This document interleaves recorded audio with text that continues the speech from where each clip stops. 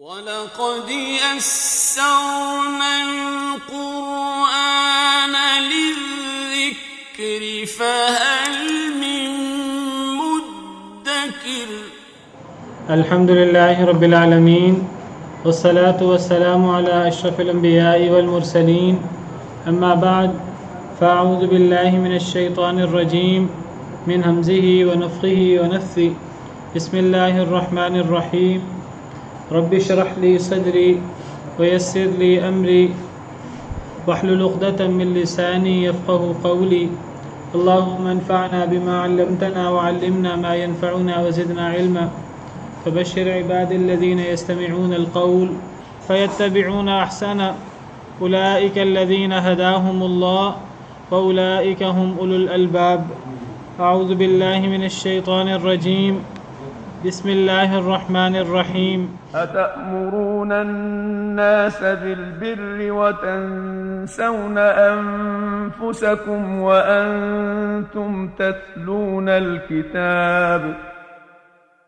أفلا تعقلون واستعينوا بالصبر والصلاة وإنها لكبيرة إلا على الخاشعين أعوذ بالله من الشيطان الرجيم بسم الله الرحمن الرحيم أتأمرون الناس بالبر وتنسون أنفسكم وأنتم تتلون الكتاب افلا تعقلون اتأمرون الناس بالبر کیا تم حکم دیتے ہو لوگوں کو نیکی کا وتنسون انفسکم اور تم بھول جاتے ہو اپنے آپ کو وانتم تتلون الکتاب حالانکہ تم کتاب پڑھتے ہو بنی اسرائیل کا تذکرہ ہو رہا ہے اور بنی اسرائیل کے جو طور طریقے وہ طور طریقے جس سے اللہ رب العالمین ان سے ناراض ہوئے پہلے اللہ رب العالمین نے انہیں بہت بڑا مقام دیا اور بہت بڑا مقام دینے کے بعد جب تک وہ اللہ رب العالمین کے احکامات کے مطابق عمل کرتے رہے اللہ کے انعامات جو بنی اسرائیل پہ بہت زیادہ تھے اللہ نے ان میں انبیاء بھی بنائے اللہ نے ان میں بادشاہ بھی بنائے اللہ نے ان میں ہر قسم کی نعمت کی تو جب انہوں نے ان نعمتوں کا جب تک شکریہ ادا کرتے رہے اللہ اور اللہ کے رسول کے احکامات پر چلتے رہے تب تک ان کا یہ مقام یہ منزلت یہ فضیلت برقرار رہی لیکن جب وہ شیطان کے پیچھے لگنا شروع ہو گئے اور اللہ اور اللہ کے رسولوں کی نافرمانی اللہ کی کتاب کی نافرمانی شروع کر دی تو پھر آہستہ آہستہ اللہ نے ان پر ذلت اور مسکینی طاری کر دی تو وہ ان کے بعض اعمال جو ان کے اندر تھے اور جو وہ اللہ کی نافرمانی کرتے تھے تو ان اعمال کا ذکر ہو رہا ہے پیچھے ہم نے پڑھا اللہ نے فرمایا کہ تم پہلے کافر نہ بنو قرآن کے ساتھ نبی کریم صلی اللہ علیہ وسلم کے ساتھ انہوں نے اللہ اور اللہ کے احکامات کے ساتھ کفر شروع کر دیا اللہ کے احکامات کا انکار شروع کر دیا اللہ نے فرمایا کہ اب نبی کریم صلی اللہ علیہ وسلم اور قرآن کریم کے ساتھ پہلے کافر نہ بنو انہوں نے اللہ کی آیتوں کے بدلے تھوڑی قیمت دنیاوی مفادات حاصل کرنا شروع کر دیے اللہ نے فرمایا کہ وَلَا تَشْتَرُوا بِآيَاتِي ثَمَنًا قَلِيلًا میری آیتوں کے بدلے تھوڑی قیمت وصول نہ کرو مجھ ہی سے ڈرو انہوں نے حق و باطل کو خلط ملط کرنا شروع کر دیا تھا اللہ رب العالمین نے اس سے منع فرمایا یہ وہ ان کے بڑے بڑے جرائم ہیں جو بنی اسرائیل میں آہستہ آہستہ آگے تھے تو اللہ رب العالمین نے ان کا ذکر کیا ہے اور نبی کریم صلی اللہ علیہ وسلم کے دور میں جو یہود ہیں اور نصارہ ہیں ان کو ان اعمال سے روکا ہے جو ان کے بڑوں میں ان کے آباء و اجداد میں در آئے تھے جن کی وجہ سے اللہ رب العالمین نے ان پر ذلت اور مسکینی طاری کر دی فرمایا کہ حق اور باطل کو خلط ملط نہ کرو حق کو نہ چھپاؤ اس حال میں کہ تم جانتے ہو تو وہ یہ سارے کام کرتے تھے نماز اور زکوٰۃ کا حکم دیا ہے اس کے اندر کمی کوتاہی ہو گئی تھی تو اس کا ذکر کیا ہے پھر جو ان کے بڑے جرائم میں تھے ان میں سے ایک جرم یہ بھی تھا اتأمرون الناس بالبر وتنسون انفسکم کہ لوگوں کو نیکی کا حکم دیتے تھے اور اپنے آپ کو بھول جاتے تھے. یعنی لوگوں کو اچھی بات کہنا، لوگوں کو نیکی کی بات کہنا اور خود عمل نہ کرنا، خود اللہ کی کتاب پر عمل نہ کرنا، لوگوں کو اللہ کی کتاب پر عمل کرنے کا کہنا، لوگوں کو تقویٰ کا کہنا لیکن خود اللہ کا تقویٰ اختیار نہ کرنا، لوگوں کو نماز زکوٰۃ کا کہنا، خود نماز زکوٰۃ ادا نہ کرنا، اسی کی طرف اشارہ ہے.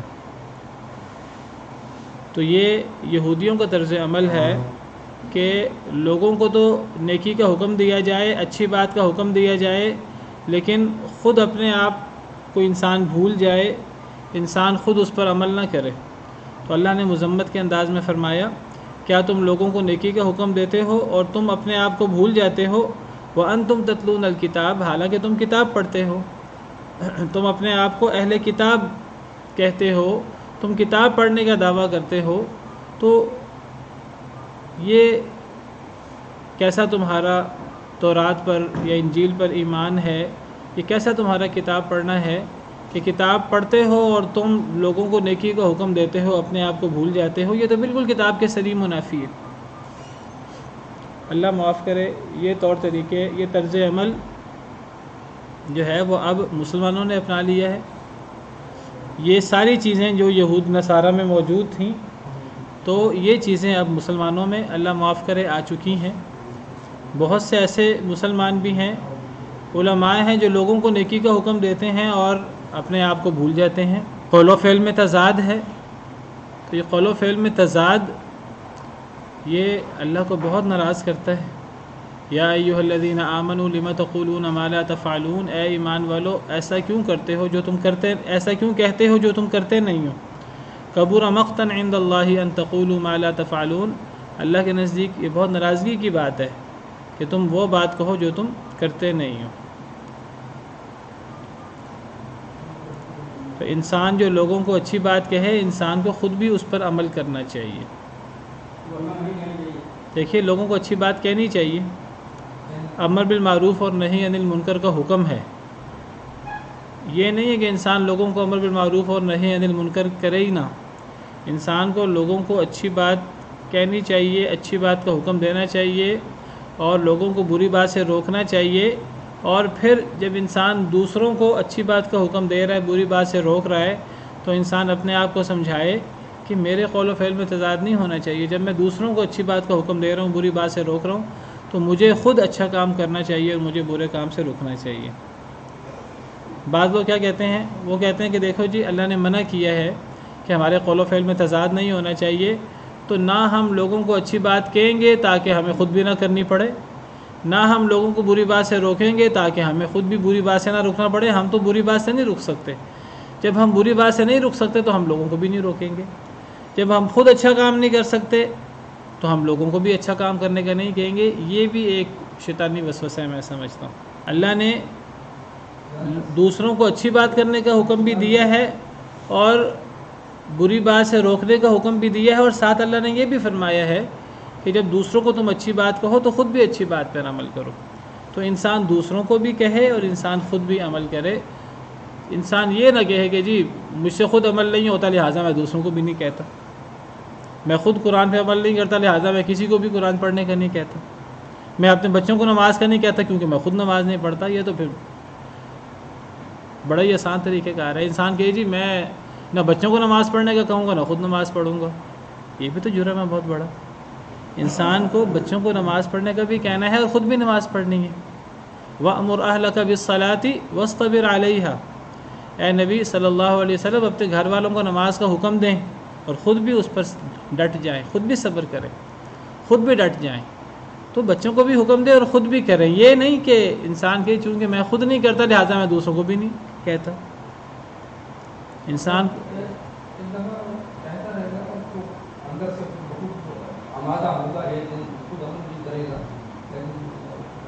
نہیں، لیکن ہاں جی انسان کو دوسروں کو کہنا چاہیے اور انسان کو سمجھنا چاہیے کہ مجھے خود بھی عمل کرنا ہے. اگر میں عمل نہیں کروں گا تو اس کا بھی ایک بڑی سزا ہے اللہ کے ہاں کہ اگر ایک انسان لوگوں کو کہے اور خود عمل نہ کرے تو یہ اللہ کے ہاں بہت ناراضگی کی بات ہے.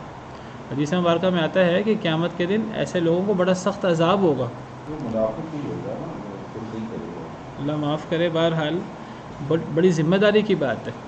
انسان دوسروں کو اچھی بات کہے بھی اور خود بھی اچھی بات پر عمل کرے، انسان کے قول و فعل میں تضاد نہ ہو. تو یہ یہودیوں کا طرز عمل ہے کہ دوسروں کو اچھی بات کہتے تھے. کیا تم لوگوں کو اچھی بات کا حکم دیتے ہو، اپنے آپ کو بھول جاتے ہو. وَأَنْتُمْ تَتْلُونَ الْكِتَابَ، حالانکہ تم کتاب پڑھتے ہو. تو رات میں بھی اس کی بڑی مذمت تھی اور قرآن میں بھی اس کی بڑی مذمت ہے. افلا تعقلون، کیا تم عقل نہیں کرتے؟ یہ کتنی بے وقوفی کی بات ہے، کتنی بے عقلی کی بات ہے. وَاسْتَعِینُوا بِالصَّبْرِ وَالصَّلَاةِ، اور مدد مانگو صبر اور نماز کے ساتھ. یعنی کوئی مشکل پیش آئے تو اللہ سے مدد مانگو. کس طرح مدد مانگو؟ صبر اور نماز کے ساتھ. یعنی صبر کرو اور اپنے صبر کو وسیلے کے طور پہ پیش کرو. نماز پڑھو اور اللہ سے دعا کرو کہ اے اللہ تعالیٰ میں نماز پڑھتا ہوں، میں آپ کے لیے وقت نکالتا ہوں نماز پڑھنے کے لیے، تو اے اللہ تعالیٰ میری دعا قبول فرما. تو انسان اپنے صبر اور اپنی نماز کو وسیلہ بنا کر اللہ سے دعا کرے. اگر ایک انسان کو کوئی مشکل ہے تو انسان نماز پڑھے اور نماز پڑھ کر اللہ سے دعا کرے. حدیث مبارکہ میں آتا ہے کہ نبی کریم صلی اللہ علیہ وسلم کو کوئی مشکل آتی تھی، فزع الی الصلاۃ، تو آپ نماز کی طرف لپکتے تھے اور نماز پڑھ کر آپ اللہ سے دعا کرتے تھے. ایک صلاۃ الحاجہ بھی ہوتی ہے، حاجت کی نماز. تو یہی ہے کہ انسان 2 رکعتیں پڑھے، اچھا وضو کرے، 2 رکعتیں پڑھے، 2 رکعتیں پڑھ کر اللہ سے دعا کرے. تو 2 رکعتیں پڑھ کر اللہ سے دعا کی جائے تو دعا قبول ہوتی ہے. تو مشکل حالات انسان پہ آتے رہتے ہیں. تو ایک اس کا طریقہ یہ ہے کہ انسان نماز پڑھے اور نماز پڑھ کر دعا کرے. انسان ثابت قدمی اختیار کرے، صبر کرے اور انسان اللہ سے مدد کی امید رکھے، اللہ سے دعا کرے. انسان اپنے صبر کو پیش کرے وسیلے کے طور پر، انسان اپنی نماز کو پیش کرے وسیلے کے طور پر. یا ایھا الذین آمنوا اتقوا اللہ وابتغوا الیہ الوسیلۃ وجاہدوا فی سبیلہ لعلکم تفلحون. اے ایمان والو، اللہ سے ڈرو اور اللہ کی طرف وسیلہ تلاش کرو، اللہ کی طرف قرب تلاش کرو، اللہ کا قرب تلاش کرو. وجاہدوا فی سبیلہ، اور اللہ کے راستے میں جہاد کرو، لعلکم تفلحون، تاکہ تم کامیاب ہو جاؤ. تو اللہ کی طرف وسیلہ اختیار کرو. کیا مطلب یہ ہے کہ اس آیت کے شروع میں تقوی کا حکم ہے، پھر وسیلہ کا حکم ہے، پھر جہاد کا حکم ہے.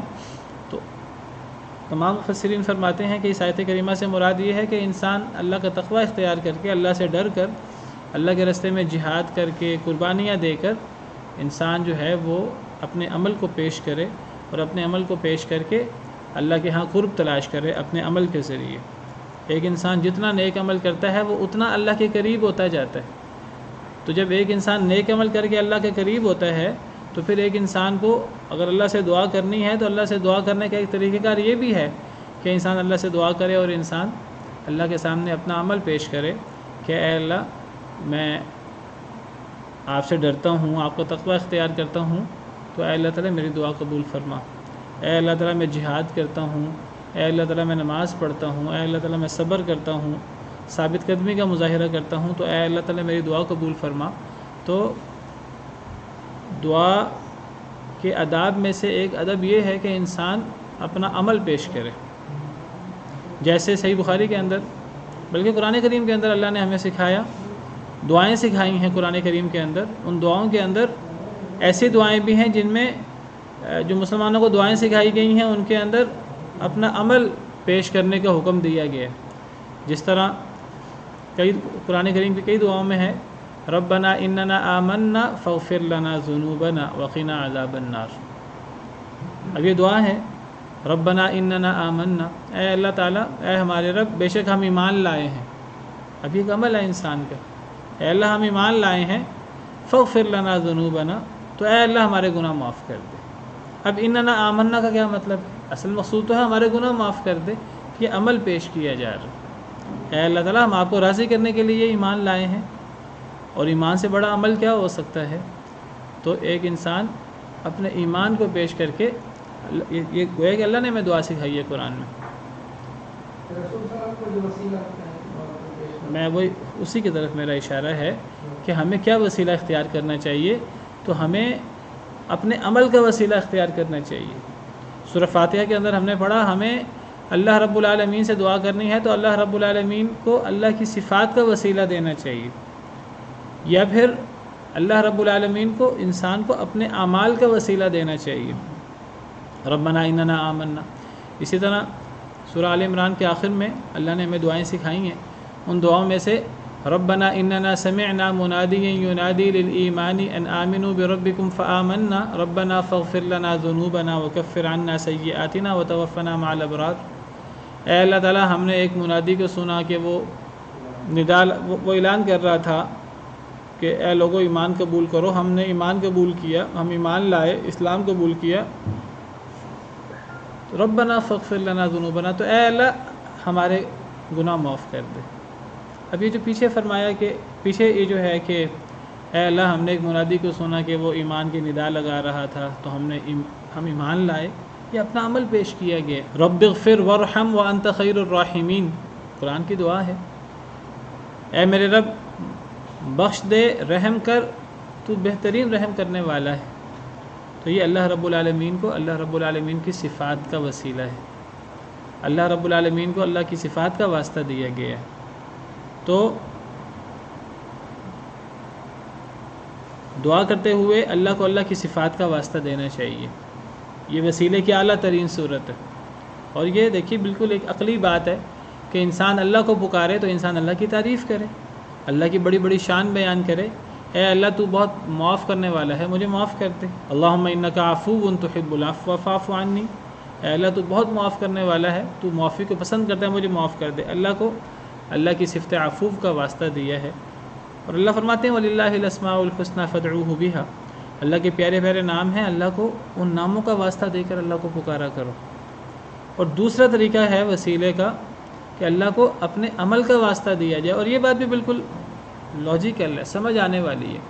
انسان اللہ سے دعا کرے تو انسان اپنا عمل پیش کرے، اے اللہ تعالیٰ میں آپ سے فلاں چیز چاہتا ہوں، اور اے اللہ تعالیٰ میں اس لیے آپ سے فلاں چیز چاہتا ہوں کہ میں بھی آپ کو راضی کرنے کی کوشش کرتا ہوں، اے اللہ تعالیٰ میں ایمان لایا ہوں، اے اللہ تعالیٰ میں فلاں کام آپ کی رضا کے لیے کرتا ہوں، اے اللہ میں نماز پڑھتا ہوں آپ کے حکم کے مطابق، اے اللہ تعالیٰ میں صبر کرتا ہوں آپ کے حکم کے مطابق، تو اے اللہ تعالیٰ میں اپنے عمل کے وسیلے سے یہ دعا کر رہا ہوں، میرا یہ ٹوٹا پھوٹا عمل ہے، میرے یہ ٹوٹے پھوٹے اعمال ہیں، تو اے اللہ تعالیٰ ان نیک اعمال کے وسیلے سے میری یہ دعا قبول فرما لے۔ صحیح بخاری کے اندر مشہور حدیث ہے نبی کریم صلی اللہ علیہ وسلم کی، آپ نے بنی اسرائیل کا واقعہ سنایا کہ 3 لوگ تھے، وہ ایک غار کے اندر طوفان سے بچنے کے لیے، بارش سے بچنے کے لیے ایک غار کے اندر گئے، تو اللہ کا کرنا یہ ہوا کہ بڑا بھاری پتھر جو ہے وہ غار پر آ کر ٹک گیا، مشہور واقعہ ہے۔ تو پھر اب تینوں کو سمجھ نہ آئے کیا کریں، وہ پتھر کو ہلانے کی کوشش کریں، پتھر ہلے بھی نہ۔ تو پھر انہوں نے آپس میں سوچا کہ ہمیں اپنے نیک اعمال یاد کرنے چاہیے، اپنی زندگی میں جو سب سے نیک عمل کیا ہے وہ یاد کرنا چاہیے، اور وہ عمل یاد کر کے ہمیں اس عمل کے وسیلے سے اللہ کو پکارنا چاہیے۔ تو پہلے شخص نے نیک عمل اپنا یاد کیا، اپنا نیک عمل ذکر کیا، میں نے یہ عمل صرف اللہ کی رضا کے لیے کیا، پھر پتھر کو سرکایا تو تھوڑا سا سرک گیا اس دعا کی برکت سے، پھر دوسرے نے، پھر تیسرے نے۔ تو انسان جب اپنے عمل کا وسیلہ پیش کرتا ہے تو انسان گویا کہ اللہ کے سامنے عاجزی کا اظہار کرتا ہے، اور انسان کہتا ہے اے اللہ تعالیٰ میں آپ کو راضی کرنے کے لیے میں نے یہ کام کیے ہیں، تو اے اللہ تعالیٰ میری فلاں دعا قبول کر لے۔ بالکل ایک لاجک ہے اس کے اندر، اور بات سمجھ میں آنے والی ہے کہ انسان اپنا عمل پیش کرے۔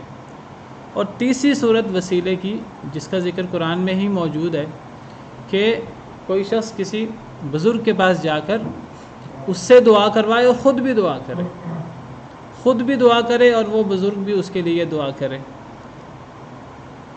وَلَوْ أَنَّهُمْ إِذْ ظَلَمُوا أَنفُسَهُمْ جَاءُوكَ فَاسْتَغْفَرُوا اللَّهَ وَاسْتَغْفَرَ لَهُمُ الرَّسُولُ لَوَجَدُوا اللَّهَ تَوَّابًا رَحِيمًا۔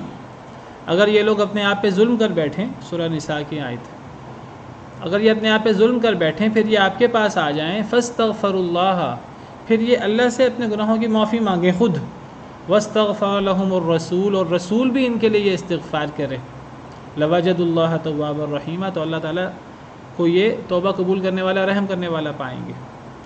تو اللہ تعالیٰ فرماتے ہیں اگر یہ آپ کے پاس آ جائیں اور آپ کے پاس آ کر خود بھی اللہ سے استغفار کریں اور آپ بھی ان کے لیے اللہ سے استغفار کریں تو اللہ انہیں معاف کر دیں گے۔ انسان کسی نیک بزرگ کے پاس جائے اور انسان ان سے کہے کہ ہمارے لیے دعا کریں، اور خود بھی انسان دعا کرے۔ جب انسان خود بھی دعا کرے گا اپنے لیے اور نیک بزرگ بھی دعا کریں گے، انسان اپنے لیے بھی دعا کرتا ہے، دوسروں کے لیے بھی دعا کرتا ہے۔ جب انسان اپنے لیے دعا کرے، انسان کی دعا اپنے حق میں بھی قبول ہوتی ہے، انسان کی دعا دوسرے کے حق میں بھی قبول ہوتی ہے۔ ہم دعا کرتے ہیں اپنے لیے، اپنے ماں باپ کے لیے، ربنا اغفر، کس کی کیا دلیل تو پیش کی ہے ابھی، تو نبی صلی اللہ علیہ وسلم بزرگ ہی ہیں نا، یعنی کوئی نیک شخص، نبی صلی اللہ علیہ وسلم نیک تھے نا، تو میں ایسا میں یہ کہہ رہا ہوں کہ ایک انسان خود بھی دعا کرے اپنے لیے، یعنی کوئی شخص جو بقید حیات ہے جب وہ اپنے لیے دعا کرتا ہے یا کسی دوسرے کے لیے دعا کرتا ہے، دعا قبول ہوتی ہے۔ گناہ گار شخص پہ دعا کرے، دعا قبول ہوتی ہے۔ ایک نیک شخص دعا کرے، دعا زیادہ قبول ہوتی ہے۔ اگر ہم کسی نیک شخص کے پاس چلے جائیں، جس طرح قرآن کریم میں صحابہ کرام کو حکم ہے کہ اگر ان سے کوئی غلطی ہو جائے تو نبی صلی اللہ علیہ وسلم کے پاس آ جائیں، تو خود بھی دعا کریں اور نبی بھی دعا کریں۔ انسان اپنے لیے خود بھی دعا کرے اور نبی بھی جو ہے وہ نبی صلی اللہ علیہ وسلم اپنے لیے بھی دعا کرتے تھے اور اپنی امت کے لیے بھی دعا کرتے تھے۔ آپ ہر نماز کے اندر جو ہے وہ اپنے لیے، اپنی امت کے لیے دعا کرتے تھے۔ تو کسی کی دعا جو اپنے بارے میں کرے یا دوسرے کے بارے میں کرے، دعا قبول ہوتی ہے۔ جس طرح میں آپ کو ذکر کر رہا ہوں، ہم دعا کرتے ہیں ربنا اغفر لی ولی والدی، اے اللہ مجھے معاف کر دے، میرے والدین کو معاف کر دے۔ ایک انسان جب دعا کرتا ہے تو اس کی دعا اپنے حق میں اور اپنے ماں باپ کے حق میں قبول ہوتی کہ نہیں ہوتی؟ ہوتی ہے۔ اسی طرح اگر یہ دعا کوئی نیک بزرگ کر دے، کوئی نبی کر دے، تو اس کی پھر قبولیت کے امکانات تو بہت زیادہ ہو جاتے ہیں۔ حضرت یعقوب کے بیٹوں سے، حضرت یوسف کے بھائیوں سے خطا ہوئی، بہت بڑی خطا ہوئی، سورہ یوسف بھری ہے اس خطا سے۔ تو جب سارا معاملہ حل ہوا، حضرت یوسف مل گئے، اور تو پھر وہ بیٹوں نے اپنے باپ سے ان سے معافی مانگی اور کہا کہ قالوا یا ابانا استغفر لنا ذنوبنا انا كنا خاطئین۔ سورہ یوسف کے آخر میں وہ کہنے لگے اے ہمارے ابا جان، ہمارے حق میں آپ دعا کریں۔ وہ خود بھی دعا کرتے رہتے تھے، ان کو احساس ہو گیا تھا ہم سے غلطی ہوئی ہے، اور پھر اپنے باپ سے کہا اے ابا جان ہمارے حق میں دعا کریں، ہم خطا کار ہیں۔ تو باپ نے کہا سوف استغفر لکم ربی، میں عنقریب تمہارے لیے استغفار کروں گا۔ کیا مراد ہے اس سے؟ مفسرین کہتے ہیں اس سے مراد یہ ہے کہ میں رات کو تہجد کے اندر جو ہے نا میں تمہارے لیے استغفار کروں گا۔ تو انسان خطا کار ہو تو انسان جو ہے وہ خود بھی اپنے لیے استغفار کرے، جس طرح سورہ نساء کی آیت ہے، اور کسی بزرگ سے، وہ نبی ہو یا اب تو نبی نہیں ہو سکتا، اب تو کوئی بزرگ ہو سکتا ہے، کسی بزرگ کے پاس جا کر کہے کہ میرے لیے دعا کر دو۔ یہ کہ میں ابھی اسی کی طرف ہی آ رہا ہوں، میں اصل میں نا پہلے آپ کو بنیاد بتانا چاہ رہا ہوں دعا قبول کیسے ہوتی ہے۔ دیکھیے، یا تو ہم دعا کرنے والا دعا کرے اور اللہ کو اللہ کی صفات کا واسطہ دے۔ اب دعا کرنے والا اللہ کو اللہ کی صفات کا واسطہ دے رہا ہے، یہ اللہ کا حکم ہے کہ اللہ کے پیارے پیارے نام ہے، اللہ کو ان ناموں کے ذریعے پکارو۔ یا پھر جو دعا کرنے والا ہے وہ اپنے عمل کا واسطہ دے۔ یہ سب باتیں سمجھ میں آتی ہیں۔ یہ تیسری صورت ہے کہ دعا کرنے والا خود بھی دعا کرے اپنے لیے اور کسی بزرگ سے بھی کہہ دے کہ میرے لیے دعا کرو۔ زندہ بزرگ، میں زندہ بزرگ کیوں کہتا ہوں؟ اس لیے کہ جب انسان کسی فوت شدہ کے پاس جاتا ہے نا، تو اب ہمیں نہیں پتہ فوت شدہ ہمارے لیے دعا کر رہا ہے کہ نہیں کر رہا۔ وہ دعا ہمارے لیے کیسے کرے گا؟ وہ تو ہمارے لیے دعا تب کرے گا جب اسے پتہ لگے کہ ہم جو ہے وہ اس کو دعا کرنے کا کہہ رہے ہیں۔ سب سے پہلا سوال پیدا ہوتا ہے جو فوت ہو جاتا ہے، اب وہ زندہ ہے کہ مردہ ہے، سب سے پہلے تو یہ سوال پیدا ہو جاتا ہے۔ اگر ہم کہیں کہ جی وہ زندہ ہے اور برزخی زندہ ہے، اس سے اگلا سوال پیدا ہو جاتا ہے کہ کیا قبر میں موجود شخص ہماری بات سنتا بھی ہے کہ نہیں سنتا؟ قرآن کہتا ہے ان اللہ یسمع من یشاء وما انت بمسمع من فی القبور، اللہ جسے چاہے سنا دے۔ اے نبی، آپ بھی قبر والے کو نہیں سنا سکتے، اللہ جسے چاہے سنا دے۔ اللہ تو چاہے پتھروں کو سنا دے، اللہ تو چاہے جس کو مرضی سنا دے، اللہ تو جو چاہے کرے، لیکن نبی بھی کسی قبر والے کو نہیں سنا سکتا الا یہ کہ اللہ سنانا چاہے۔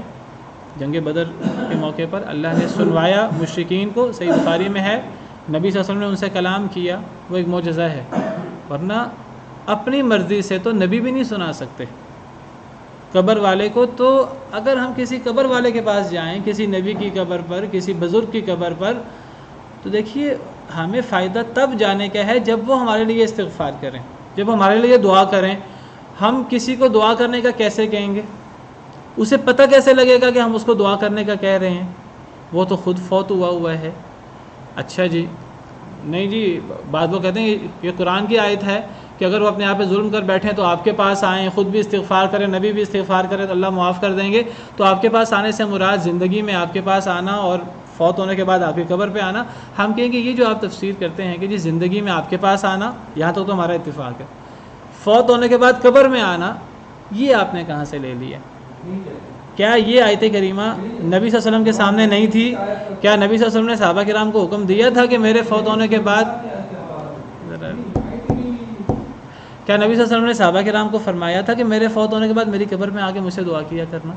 کیا چلیں نبی صلی اللہ علیہ وسلم نے کوئی ایسی حدیث نہیں ملتی نبی صلی اللہ علیہ وسلم نے فرمایا ہو؟ کیا صحابہ کرام رضوان اللہ علیہم اجمعین نے نبی صلی اللہ علیہ وسلم کے فوت ہونے کے بعد اس آیت پر اس انداز سے عمل کیا کہ جی آپ کی قبر مبارک پہ جا کر آپ سے دعائیں کرتے تھے؟ کسی صحابی سے یہ ثابت نہیں ہے، بلکہ صحابہ کرام سے تو الٹ ثابت ہے۔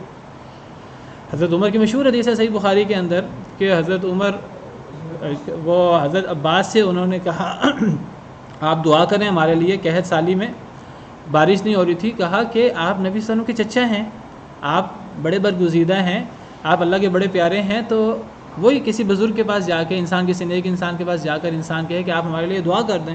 حضرت عمر کہتے ہیں کہ ہم نبی صلی اللہ علیہ وسلم کے دور میں نبی صلی اللہ علیہ وسلم کے پاس جایا کرتے تھے اور ہم ان سے دعا کرنے کا کہا کرتے تھے، آپ دعا کیا کرتے تھے، بارش ہو جایا کرتی تھی۔ اب ہم اے اللہ تعالیٰ، اللہ سے بھی دعا کی، اے اللہ اب ہم نبی کے چچا کے پاس آئے ہیں اور اب ہم نے نبی کے چچا کی سفارش ڈلوائی ہے، اب ہم بھی دعا کر رہے ہیں اور نبی کے چچا بھی دعا کر رہے ہیں، اے اللہ تعالیٰ ہم پہ بارش برسا۔ تو بارش ہو گئی، صحیح بخاری کے اندر مشہور واقعہ ہے۔ تو حضرت عمر رضی اللہ عنہ وارضاہ سب صحابہ کرام کے سامنے یہ دعا کر رہے ہیں، یہ عمل کر رہے ہیں، مدینہ منورہ میں موجود ہیں، ان کا دارالخلافہ مدینہ منورہ ہے، مدینہ منورہ میں مسجد نبوی ہے، مسجد نبوی میں نبی صلی اللہ علیہ وسلم کی قبر مبارک ہے، وہ نبی صلی اللہ علیہ وسلم کی قبر مبارک پہ جا کر کیوں نہیں دعا کر رہے؟ کسی صحابی سے یہ ثابت نہیں ہے۔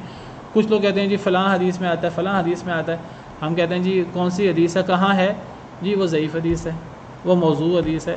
میں کہتا ہوں کہ آپ کو عقائد ثابت کرنے کے لیے ضعیف اور موضوع حدیثیں ہی ملتی ہیں۔ عقائد کے بارے میں تو آپ کہتے ہیں، احناف کا کہنا یہ ہے کہ جی خبر واحد سے بھی عقیدہ ثابت نہیں ہوتا، خبر واحد صحیح بھی ہو، بخاری مسلم کی روایت بھی ہو، احناف کا قول ہے، ہم تو سمجھتے ہیں کہ صحیح حدیث ہو چاہے خبر واحد ہی کیوں نہ ہو، عقیدہ ثابت ہو جاتا ہے، صحیح ہونی چاہیے، ضعیف موضوع روایت نہیں ہونی چاہیے۔ لیکن احناف کہتے ہیں کہ جی اگر خبر واحد صحیح بھی ہو عقیدہ ثابت نہیں ہوتا، عقیدہ ثابت ہونے کے لیے یہ قرآن ہونا چاہیے یا خبر متواتر ہونی چاہیے۔ ہم کہتے ہیں کہ پھر آپ کو اپنے عقائد ثابت کرنے کے لیے آپ کو موضوع اور ضعیف حدیثیں ہی ملتی ہیں، آپ کو صحیح حدیث نہیں ملتی، اور وہ ضعیف اور موضوع حدیثیں جو قرآن کے صریح مخالف ہیں۔ بھئی انسان جو ہے وہ کیسے کسی بزرگ کی قبر کے پاس جا کر اتنا اب جو ہے وہ دھندا شروع ہو گیا ہے قبروں کا۔ نبی صلی اللہ علیہ وسلم کے دور میں تو قبروں کی اس طرح کے کر کے قبروں پر مزارات اور قبروں پہ جا کے دعائیں کرانا یہ تو کبھی بھی نہیں تھا۔ قبروں پر جا کے قبر والوں کے لیے دعا کی جاتی تھی، نہ کہ قبر والوں سے دعا کرائی جاتی تھی۔ نبی صلی اللہ علیہ وسلم قبر مبارک پہ جاتے تھے، بقیع میں جاتے تھے اور آپ جا کر ان کے لیے دعا کرتے تھے۔ وہاں حضرت حمزہ دیگر نیک لوگ موجود تھے، تو نبی صلی اللہ علیہ وسلم نے تو کبھی کسی سے دعا نہیں کروائی۔ شام کے علاقے میں بہت سارے انبیاء کرام علیہم السلام کی قبریں ہیں، نہ قرآن کریم کی کوئی آیت ہے نہ کوئی حدیث مبارکہ ہے کہ نبیوں کی قبروں پہ جانا چاہیے اور نبیوں کی قبروں پہ جا کے دعائیں کرنی چاہیے، بلکہ قرآن و حدیث میں تو اس کے مخالف ہے کہ نبیوں کی قبروں کو عبادت گاہ نہیں بنانا چاہیے، سجدہ گاہ نہیں بنانا چاہیے، میلہ نہیں بنانا چاہیے، وہاں اکٹھ اور جم گھٹے اور یہ میلے ٹھیلے یہ نہیں ہونے چاہیے۔ نبی صلی اللہ علیہ وسلم نے فرمایا اپنے مرض الموت میں، لعن اللہ الیہود والنصارى، اللہ یہود و نصارہ پر لعنت کرے، اتخذوا قبور انبیائہم مساجد، انہوں نے اپنی انبیاء کی قبروں کو سجدہ گاہ اور عبادت گاہ بنا لیا تھا۔ یہی تو سجدہ گاہ بنانا ہے، عبادت گاہ بنانا ہے کہ جی ہماری دعا ہمارے گھر میں قبول نہیں ہوتی، مسجدوں میں قبول نہیں ہوتی، یہ نیک لوگوں کے مزار پہ جا کے قبول ہوتی ہے۔ بھئی جس اللہ نے قبول کرنی ہے وہ اللہ تعالیٰ تو گھر بیٹھے قبول کرتا ہے۔ تو کسی فوت شدہ کے پاس جا کر اس سے دعا کروانا، دعا تب قبول ہوتی ہے جب آپ خود دعا کریں یا کوئی آپ کے لیے دعا کرے۔ جو فوت شدہ ہے وہ دعا کر رہا نہیں کر رہا ہمیں کیا پتہ؟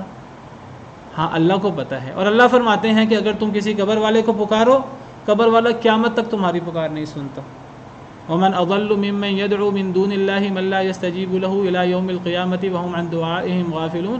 اس سے بڑھ کر گمراہ کون ہے؟ سورہ احقاف آیت نمبر 5 ہے یا شاید 6 ہے. اس سے بڑھ کر گمراہ کون ہے جو اللہ کو چھوڑ کر اس کو پکارتا ہے جو قیامت تک اس کی پکار کا جواب نہیں دے سکتا، بلکہ وہ تو اس کی پکار سے ہی غافل ہے. جی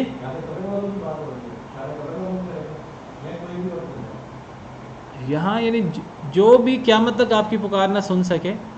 ومن اضل ممن يدعو من دون الله من لا يستجيب له. کس کو پکارا جاتا تھا؟ قبر والوں کو پکارا جاتا تھا. فوت شدگان جو فوت ہو گئے تھے نیک بزرگ ان کو پکارا جاتا تھا.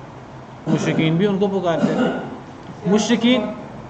مشرکین ان کو ان کے بت بنا کر ان کو پکارتے تھے. ہمارے ہاں کیا ہوتا ہے؟ ہمارے ہاں ان کی قبریں بنا کر ان کو مزار بنا کر ان کو پکارتے ہیں. تھوڑا سا ہی فرق ہے، زیادہ فرق تو نہیں ہے.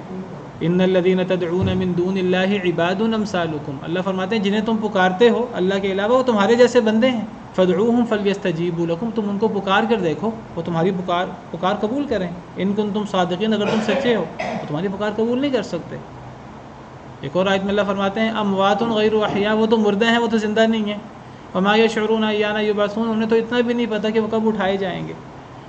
تو یہ جو پورا ایک دھندا اور پورا ایک سلسلہ ہے قبر پرستی کا اور مزاروں کا اور قبروں پہ جا کر دعائیں کرنے کا، یہ قبروں پہ جا کے دعائیں کرنے کا طریقہ کار نبی صلی اللہ علیہ وسلم سے اور صحابہ کرام سے تو ثابت نہیں ہے. اور جو عمل نبی صلی اللہ علیہ وسلم اور صحابہ کرام سے ثابت نہ ہو وہ مردود ہوتا ہے. من عمل عملا لیس علیہ امرنا فہو رد. جو بندہ بھی ایسا عمل کرے جس پر ہمارا عمل نہ ہو وہ مردود ہے.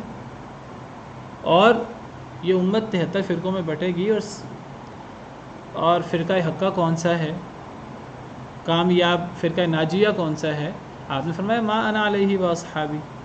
وہ فرقہ ہے جو نبی صلی اللہ علیہ وسلم کا اور صحابہ کرام کے طور طریقے پر چلے. تو ہم کسی قبر والے کے پاس جا کر دعا کریں اور ہم کہیں کہ اس کے واسطے سے اللہ ہماری دعا قبول کر لیں گے، وہ تو دعا ہی نہیں کر رہا ہمارے بارے میں، وہ تو ہماری پکار ہی نہیں سن رہا. پھر کیا کہتے ہیں ہم کئی دفعہ یہاں بیٹھے بیٹھے کہتے ہیں اے اللہ تعالیٰ اپنے نبی کے صدقے مجھے معاف کر دے. ایک یہ بھی وسیلہ کا، ایک یہ بھی ایک جو ہے نا وہ صدقے کا ایک تصور ہے ہمارے ہاں وسیلہ کا. اے اللہ فلاں کے واسطے سے مجھے معاف کر دے. کتنی اللاجیکل بات ہے، کتنی بے عقلی کی بات ہے. ذرا غور کریں کہ بھئی میں گناہ گار بنتا ہوں، اللہ معاف کرے. اللہ کے انبیاء کرام علیہم السلام اللہ کے بہت برگزیدہ ہیں. میں کہوں اے اللہ تعالیٰ حضرت آدم آپ کے بڑے برگزیدہ نبی تھے، آپ نے ان کو اپنے ہاتھ سے بنایا، اے اللہ ان کے صدقے مجھے معاف کر دے. تو اگر اللہ تعالیٰ سوال کریں کہ جی اگر حضرت آدم اتنے نیک ہیں اور اتنے نیک تھے اور ان کا اتنا مقام تھا تو ان کے اس مقام میں تمہارا عمل دخل کیا ہے؟ میں کہوں اے اللہ میں گناہ گار ہوں، اے اللہ حضرت آدم کے صدقے مجھے معاف کر دے. اے اللہ میں بڑا گناہ گار ہوں، ابراہیم کے صدقے مجھے معاف کر دے. اے اللہ میں بڑا گناہ گار ہوں، فلاں آپ کے ولی بہت بڑے ولی ہیں اور وہ آپ کی بڑی عبادت کرتے تھے، بڑی نمازیں پڑھتے تھے، ان کے صدقے مجھے معاف کر دیں. تو اگر اللہ سوال کریں کہ بھئی اگر وہ نیک تھا میرا بندہ، اس کی نیکی کا فائدہ اس کو ہوگا، تجھے اس کی نیکی کا فائدہ کیسے ہوگا؟ ہاں کوئی زندہ بزرگ ہو وہ اللہ سے دعا کرے میرے بارے میں، ایک گناہ گار بندہ میرے بارے میں دعا کرتا ہے، مجھے اس کی دعا سے فائدہ پہنچتا ہے. دیکھیے ایک اولاد اپنے ماں باپ کے لیے دعا کرتی ہے، اولاد کی دعا کا فائدہ ماں باپ کو پہنچتا ہے کہ نہیں پہنچتا؟ ایک گناہ گار بندہ کسی کے لیے دعا کرے، اس کو گناہ گار کی دعا کا فائدہ پہنچتا ہے. اگر ایک نیک بزرگ میرے لیے دعا کرے مجھے اس کا فائدہ کیوں نہیں پہنچے گا؟ بالکل پہنچے گا، لیکن میرے لیے دعا تو کرے، اس کو پتہ ہی نہیں. اور میں کہتا ہوں اے اللہ وہ بڑا نیک ہے، اس کے صدقے مجھے معاف کر دے. اس سے بڑی بے عقلی کی بات کیا ہوگی؟ یہ تو ایسے ہی بات ہے جیسے ایک شاگرد فیل ہو جائے پیپر میں کہ اے استاد جو فرسٹ آیا وہ بڑا ہی محنتی ہے، اس کے صدقے مجھے پاس کر دے. استاد کہے گا بھی محنت تو اس نے کی ہے، اس کو پاس ہونا چاہیے، اس کے صدقے تجھے کیوں پاس کر دوں؟ تو محنت کرے تو بھی پاس ہو جائے. میں ذکر کر رہا تھا کہ دیکھیے اللہ سے ہمیں دعا کرنی ہے اور اللہ کو ہمیں پکارنا ہے. تو اللہ کو پکار کر ہم اللہ کو کسی ایسی چیز کا واسطہ دیں کہ جو ایک عقل والی بات ہو. یا تو دیکھیے ہم کمزور ہیں، اللہ طاقتور ہے، ہم اللہ کو اللہ کی صفات کا واسطہ دیں، بالکل سمجھ میں آتی ہے بات. یا پھر ہم کمزور ہیں، ہم اللہ کے سامنے اپنے ٹوٹے پھوٹے اعمال پیش کریں، اے اللہ میرا یہ ٹوٹی پھوٹی پونجی ہے، میرا یہ ٹوٹا پھوٹا عمل ہے، ٹوٹی پھوٹی نماز ہے، روزے ہیں، اے اللہ اس کے صدقے مجھے معاف کر دے. سمجھ آتی ہے بات. یا پھر زیادہ سے زیادہ کوئی انسان کسی بزرگ کے پاس چلا جائے کہ میرے لیے دعا کر دو، میں بھی اپنے لیے دعا کرتا ہوں، تم بھی میرے لیے دعا کر دو. تو وہ جب دعا کرے اللہ تعالیٰ سے تو میری دعا میرے بارے میں قبول ہوتی ہے، میری دعا دوسرے کے بارے میں بھی قبول ہوتی ہے، تو کسی نیک بزرگ کی دعا میرے بارے میں قبول ہو سکتی ہے. لیکن مسئلہ یہ کسی فوت شدہ کا واسطہ ہم کیسے دے سکتے ہیں جب وہ ہمارے لیے دعا ہی نہیں کر رہا. اس کی بالکل ایسی مثال ہے جیسے میں نے کہا کہ استاد کسی شاگرد کو فیل کرے اس کی بد محنتی پر، وہ کہے کہ فلاں بڑا محنتی ہے تو اس کے صدقے مجھے معاف کر دے. استاد کہے کہ بھی محنتی تو وہ ہے، اس کے صدقے اس کو معاف ہونا چاہیے، تجھے تو نہیں، یا اس کے صدقے اسے پاس ہونا چاہیے، تجھے تو پاس نہیں ہونا چاہیے، تو بد محنت ہے. یا کوئی غریب کسی مالدار کے پاس جائے اور کہے کہ تجھے اپنے بیٹے سے بڑی محبت ہے، اپنے اس کی وجہ سے جو ہے وہ مجھے پیسے دے دے یا مجھے کوئی چیز دے دے. وہ مالدار کہے کہ مجھے میرے بیٹے سے محبت ہے، یہ میرا میرے بیٹے کا معاملہ ہے. اس میرے بیٹے کی محبت میں تیرا کیا عمل دخل ہے؟ یا تو نے میرے بیٹے کو کوئی فائدہ پہنچایا ہو نا، تو نے کوئی عمل کیا ہو، تو اپنا عمل پیش کر. تو ہمیں کیا چاہیے؟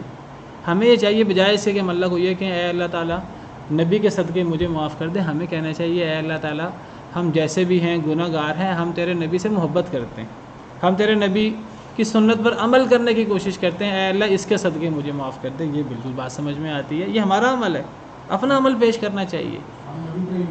اے اللہ ہم نبی پر ایمان لائے، یہی ربنا اننا سمعنا منادیا ینادی للایمان. کیا مراد ہے اس سے؟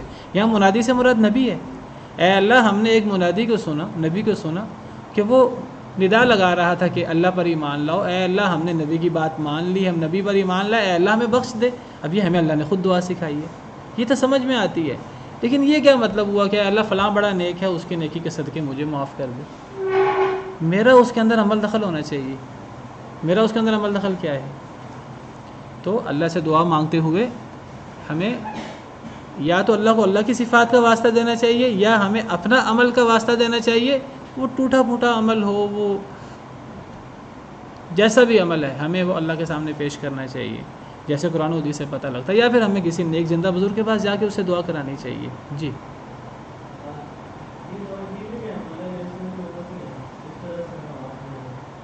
دیکھیں اللہ کے نبی کی امتی ہونے میں ہمارا کوئی کردار نہیں ہے.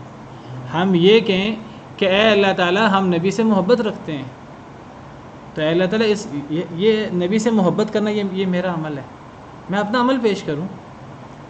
اے اللہ تعالیٰ ہم نبی کی پیروی کرنے کی کوشش کرتے ہیں، نہیں پیروی ہوتی بہت زیادہ، اے اللہ ہم کوشش کرتے ہیں، ٹوٹی پھوٹی پیروی کرتے ہیں، اس کے صدقے مجھے معاف کر دے. بالکل ٹھیک ہے، ہم اپنا عمل پیش کریں نا. ہاں جی دیکھیے دو چیزیں ہیں، ایک ہے کہ فوت شدگان سے مانگنا اور ایک ہے فوت شدگان کے واسطے سے مانگنا. فوت شدگان سے مانگنا یہ تو صریح شرک اکبر ہے نا، یہ تو شرک اکبر ہے کہ ہم فوت شدہ سے مانگیں کہ تو میری حاجتیں پوری کر. کسی ہم نبی سے دعا مانگیں، کسی بزرگ سے دعا مانگیں کہ آپ میری حاجتیں پوری کریں، یہ تو صریح شرک اکبر ہے. اور ایک ہے کہ ہم اللہ سے دعا کریں کہ اے اللہ فلاں فوت شدہ کے صدقے مجھے معاف کر.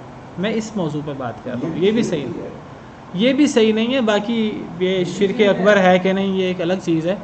تو سر یہ تو اللہ ہے کمزور کرنے والی بات ہے، بندہ مرا ہوا ہے اور اس کا صدقہ دے. بہرحال جائز نہیں ہے یہ چیز، بے عقلی کی بات ہے، نادانی کی بات ہے، قرآن و سنت کے صریح مخالف ہے. جی جی جی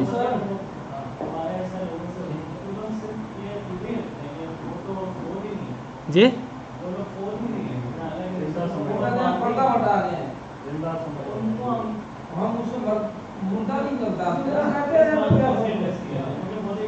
میں کہتا ہوں کہ وہ ان کو زندہ سمجھیں. دیکھیں یہ تو ہر بندہ سمجھتا ہے وہ فوت ہو چکے ہیں. وہ کہتے ہیں جی وہ فوت ہونے کے بعد برزخی زندہ ہیں. ہم کہتے ہیں برزخی معاملات کا ہمیں نہیں پتہ. ہم کہتے ہیں برزخی معاملات کا ہمیں نہیں پتہ. قرآن کا نص موجود ہے. کہ ولا تقولوا لمن يقتل في سبيل الله اموات، جو اللہ کے راستے میں شہید ہو جائیں انہیں مردہ نہ کہو، بل احیاء، بلکہ وہ زندہ ہیں، ولکن لا تشعرون، لیکن تم شعور نہیں رکھتے۔ آپ کہیں کہ وہ زندہ ہے، ہم کہتے ہیں چلو ٹھیک ہے وہ زندہ ہیں، برزخی زندہ ہے، لیکن ہمیں اس زندگی کا شعور نہیں ہے۔ قرآن کا نص ہے، ہم اس زندگی کو سمجھ نہیں سکتے۔ بھئی کیسے ایک بندہ، دیکھیں اگر ہم دنیا کی بات کریں، دنیا کے قوانین کی بات کریں، دنیا میں زندہ وہ ہوتا ہے جس کا سانس چل رہا ہوتا ہے، جسے ہوا مل رہی ہوتی ہے، جسے غذا مل رہی ہوتی ہے۔ جو ایک قبر کے اندر جو ہے وہ جو دفن ہے، اس قبر کے اندر ہوا کا عمل دخل نہیں ہے، غذا کا عمل دخل نہیں ہے، تو ہمارے حسابات کے مطابق کیسے وہ زندہ ہے؟ ہم کہتے ہیں وہ کہتا ہے زندہ ہے، برزخی زندہ، ہم کہتے ہیں ٹھیک ہے برزخی ہم بھی مانتے ہیں، لیکن برزخ کے معاملات اللہ پہ چھوڑ دو، ہمیں اس کا شعور نہیں، کیونکہ قرآن کہتا ہے وَلَٰكِن لَا تَشْعُرُونَ، تمہیں شعور نہیں ہے۔ احادیث میں تو یہاں تک آتا ہے کہ حضرت موسیٰ علیہ السلام قبر میں نماز پڑھ رہے تھے۔ اب ہمیں تو یہ بھی سوال پیدا ہوتا ہے کہ جی قبر میں کیسے نماز پڑھ رہے تھے؟ قبر تو چھوٹی ہوتی ہے، نبی صلی اللہ علیہ وسلم کی قبر ہو، انبیاء کی قبر ہو تو قبر تو چھوٹی ہوتی ہے، قبر تو ایسے نہیں ہوتی اس میں کھڑے ہو کے نماز پڑھی جائے۔ تو ہم کہتے ہیں ہمارا ایمان ہے، نماز پڑھ رہے تھے، کیسے پڑھ رہے تھے؟ یہ برزخی معاملات ہیں۔ دیکھیے اس سے بڑا سوال پیدا ہوتا ہے، اس سے بڑا سوال یہ پیدا ہوتا ہے، نبی صلی اللہ علیہ وسلم بیت المقدس کے اسراء ہوئی، آپ نے سب نبیوں کو نماز کروائی، ہم کہتے ہیں برزخی معاملات ہیں۔ اس پر ہمارا ایمان ہے کہ جی اگر نبی صلی اللہ علیہ وسلم نے فرمایا ہے ایسے ہی ہوا ہے، لیکن ہم ان چیزوں کو سمجھ نہیں سکتے، ٹھیک ہے۔ اب جہاں تک مسئلہ ہے کہ ہم کسی فوت شدہ تک اپنی بات پہنچائیں، دیکھیے بات ویلڈ تب ہوتی ہے، یہ بات عقلی تب بنتی ہے جب ہم کسی فوت شدہ تک اپنی بات پہنچائیں اور وہ دعا کرے، یہ ثابت ہو جائے کہ ہماری بات ان تک پہنچتی ہے اور وہ ہمارے حق میں دعا کرتے ہیں، پھر کوئی بات بنتی ہے۔ نہ یہ ثابت ہے کہ وہ ہماری بات ان تک پہنچتی ہے، قرآن سے ثابت ہے کہ وہ سنتے ہی نہیں ہیں، اور پھر وہ ہمارے بارے میں دعا بھی کرتے ہیں کہ نہیں کرتے۔ دیکھیے جو آیت پیش کی جاتی ہے اس آیت میں دعا کرنے کی شرط ہے، انسان خود اپنے لیے استغفار کرے اور وہ بھی استغفار کرے۔ اب ہمیں کیا پتہ وہ استغفار کر رہے ہیں کہ نہیں کر رہے، شرط ہی ٹوٹ گئی ہے۔ جب شرط ہی ٹوٹ گئی پھر آپ اس آیت سے استدلال کیسے کر سکتے ہیں؟ اس آیت سے استدلال نہیں کر سکتے، اور اس آیت کا وہی معنی ہے جو صحابہ کرام نے سمجھا اور جو صحابہ کرام نے عمل کر کے دکھایا۔ جی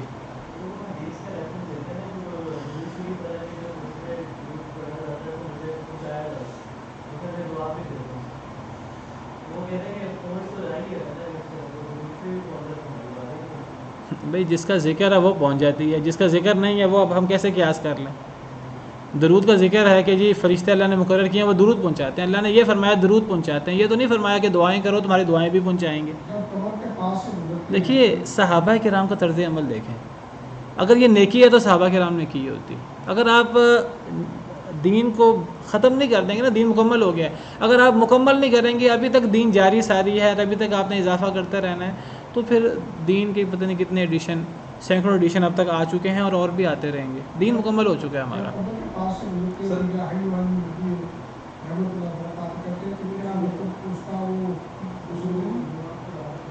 دیکھیے ہم نبی صلی اللہ علیہ وسلم کی دعا کرتے ہیں، آپ پر درود پڑھتے ہیں، ہمیں آپ پر درود پڑھنے کا ذکر حکم ہے، ہم آپ کی قبر مبارک پہ درود پڑھیں یا ہم گھر بیٹھے درود پڑھیں، ہمارا درود آپ تک پہنچایا جاتا ہے، یہ بات تو احادیث سے ثابت ہے۔ لیکن کیا ہم دعائیں کریں اور نبی صلی اللہ علیہ وسلم کے واسطے سے یا آپ سے دعائیں کریں؟ پھر اللہ نے تو ہمیں منع کیا ہے کہ ہم اللہ کے علاوہ کسی اور کو پکاریں اور اللہ کے علاوہ کسی اور کا واسطہ دیں، اس سے بھی منع کیا ہے۔ تو بہرحال سر یہ جو بیت المقدس جو آپ نے سرگرمیاں نماز کا اہتمام کیا ہے، یہ معجزہ ہے نبی صلی اللہ علیہ وسلم کا؟ معجزہ نہیں، یہ برزخی معاملات ہیں، ہم ان کو نہیں سمجھتے۔ معجزہ ہی ہے نا، دیکھیے معجزہ وہ ہوتا ہے جو یعنی آپ کا بیت المقدس راتوں رات جانا اور آپ کا آسمانوں پہ جانا، یہ معجزہ ہے جی، اس معنی میں معجزہ ہے۔ باقی آپ کا نماز پڑھانا یہ جو ہے برزخی معاملات ہیں، آپ کا آسمانوں پہ نبیوں سے ملاقات کرنا برزخی معاملات ہیں، اللہ کو پتہ ہے ان کا، ہم ان کی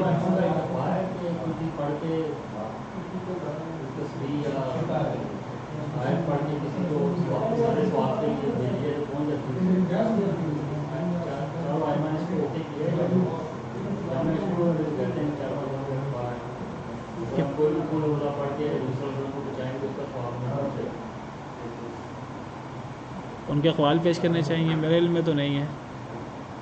ان کے اقوال پیش کرنے چاہیے، ائمہ کرام کے، صحابہ کرام کے اقوال پیش کرنے چاہیے. آپ کیا کہہ رہے ہیں؟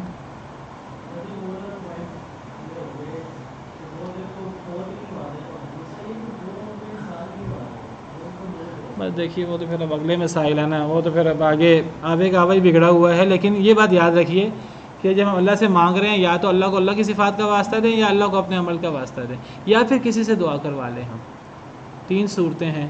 اب نہ ہم کسی سے دعا کروا رہے ہیں، ہم کسی کا واسطہ دے رہے ہیں اللہ تعالیٰ کو. پھر ہم کہتے ہیں دیکھو جی دنیا میں ہم واسطہ دیتے ہیں.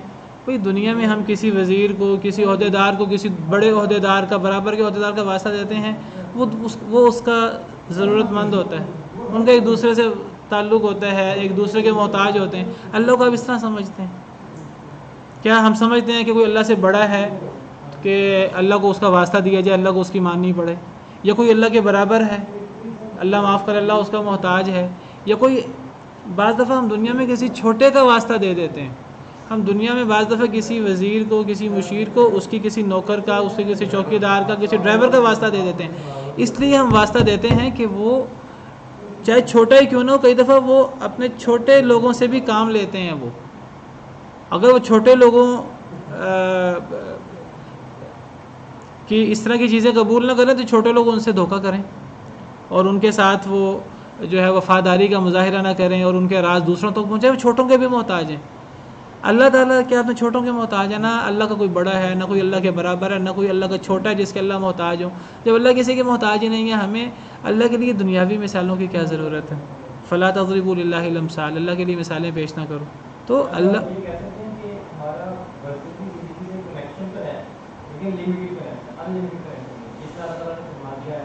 ہاں جتنا جتنا بتا دیا اتنا اتنا ہم مانتے ہیں، اس پر ایمان رکھتے ہیں. ہاں جی ہاں جی. اب یہ جو آیت نا بڑی واضح ہے کہ اللہ سے مدد مانگو صبر کر کے اور نماز پڑھ کے. یعنی صبر اور نماز اپنا عمل ہے، انسان اپنا عمل پیش کر کے اللہ سے مانگ سکتا ہے. اب میں یہاں ایک ویڈیو سن رہا تھا، عجیب و غریب کوئی بندہ اس سے استدلال کر رہا تھا، میں نے شاید پہلے بھی ذکر کیا ہے. وہ کہہ رہا تھا دیکھو جی وَاسْتَعِینُوا بِالصَّبْرِ وَالصَّلَاةِ، کہ اس آیت میں ہے کہ جی صبر اور نماز سے مدد مانگو. تو غیر اللہ سے مدد مانگنا ثابت ہو گیا. دیکھو جی تم کہتے ہو غیر اللہ سے، اللہ کے علاوہ کسی سے مدد نہیں مانگی جا سکتی، اللہ نے خود حکم دیا صبر اور نماز سے مدد مانگو. میں نے کہا اس سے بڑی جہالت کیا ہو سکتی؟ میں نے خود اپنے کانوں سے سنا، ایک کیسٹ سن رہا تھا، کیسٹ کے آڈیو کیسٹ کے اندر کسی کا بیان سن رہا تھا، تو وہ ثابت کر رہا تھا کہ بزرگوں سے مانگنا جائز ہے. اور دلیل کیا دے رہا تھا؟ وَاسْتَعِینُوا بِالصَّبْرِ وَالصَّلَاةِ. دیکھو غیر اللہ سے مدد مانگنے کا اللہ نے خود حکم دیا. بھئی یہ غیر اللہ تو نہیں، یہ تو انسان کا اپنا عمل ہے. انسان اس عمل کو پیش کر کے، اس عمل کا وسیلہ اللہ کو پیش کرے گا، اللہ سے مدد مانگے گا. تو یہ تو جو یہی تو سمجھ نہیں مجھے آئی نا. تو یہ اپنا عمل ہے ہمارا، ہم اپنے عمل کا وسیلہ پیش کریں گے، عمل کا وسیلہ پیش ہو سکتا ہے. تو یہ صبر سے مدد نہیں مانگی جا رہی. صبر کوئی ذات نہیں ہے، کوئی ہستی نہیں ہے جسے مدد مانگ رہے ہیں. نماز کوئی ہستی نہیں جسے مدد مانگ رہے ہیں. یہ اپنا صبر اور اپنا نماز پیش کر کے اللہ سے دعا مانگنی ہے.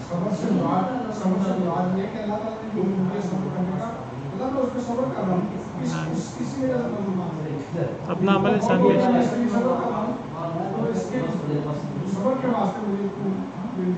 ایسے ہی ہے. چلیں جی، سبحان ربک رب العزت عما یصفون وسلام علی المرسلین والحمد للہ رب العالمین.